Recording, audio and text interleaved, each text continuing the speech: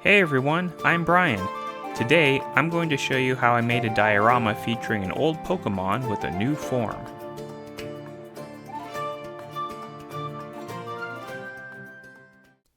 I'm using an old project for the base of this new diorama, but it originally started out as a miniature creek terrain piece I made nearly a year ago, but I didn't like how it turned out.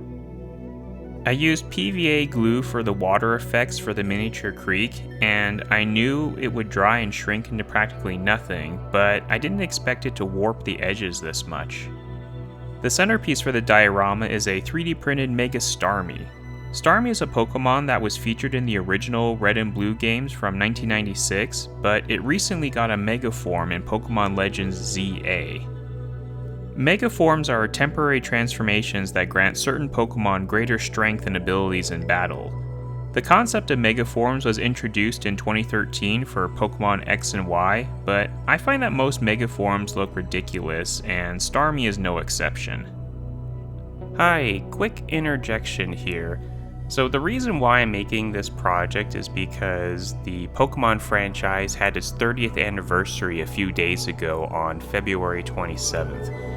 I just realized that when I was recording the voiceovers for this project, I didn't mention that. So anyway, back to the video. The reason I chose Starmie for this project is because it is one of my favorite Pokemon from the first generation. When I saw the images and videos of its Mega form, I was somewhat disappointed because all it did was get longer legs, but then it had a really goofy run animation. This instantly became an internet meme with people making fun of the design and the awkward movements. Anyway, I started by painting the outer ring shape on the front with gold acrylic paint.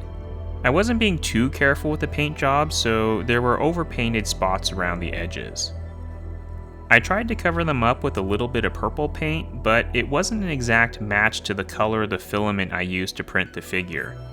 I hoped it wouldn't be too noticeable.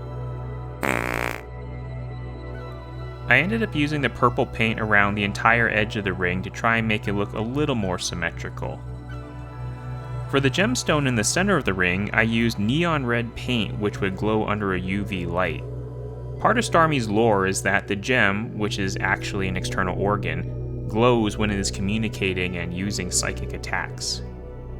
For water-based attacks, it fires them from the topmost point of its star shape, or at least that's how I remembered it. I mixed a batch of UV resin with a couple drops of food coloring to make the water effects. I wanted to try and keep some of the bubbles in the resin, so after mixing, I worked quickly to add it to the base.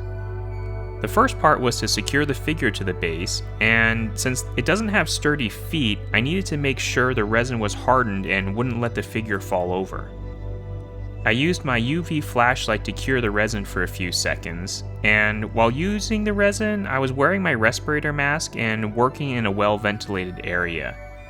The vapors from curing UV resin can be harmful to your health.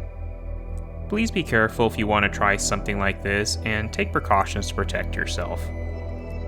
After the first layer of resin was cured, I added more and repeated the process. I didn't want to add too many layers of resin, but I wanted to make sure the diorama looked like the Starmie was emerging from the ocean to tower over the small island. I guess I should have mentioned that earlier.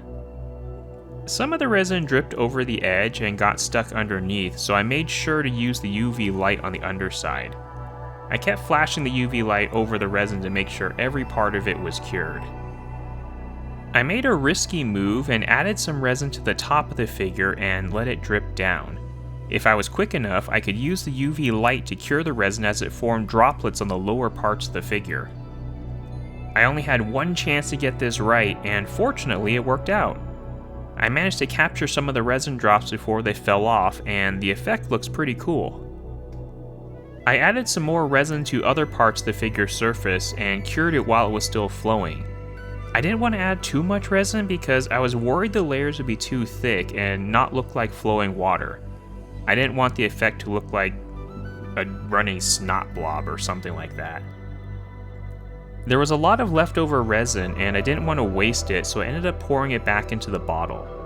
I have no idea if the food coloring will affect the uncured resin over time, but I'll probably forget it's blue now. The final step was to add gloss Mod Podge over the resin. I did this to give the surface a little more texture, and when it dries, the Mod Podge will look like rippling water. Another reason I do this is because any uncured resin will be somewhat sticky, and touching it may leave fingerprints.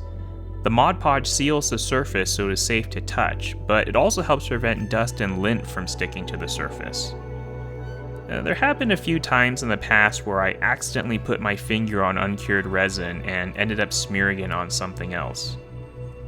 I was going to add some little people or other Pokemon figures to the island to show Mega Starmie's size, but I couldn't decide on what to add. So from what I've been reading online, Mega Starmie is about 7 feet tall, and my diorama here makes it look much bigger than that. There's an entire concept in the Pokemon games where Pokemon temporarily grow to enormous sizes, but I'm not going to go into that. That's all I have for today. Thanks for watching my video, and stay tuned for another project next week.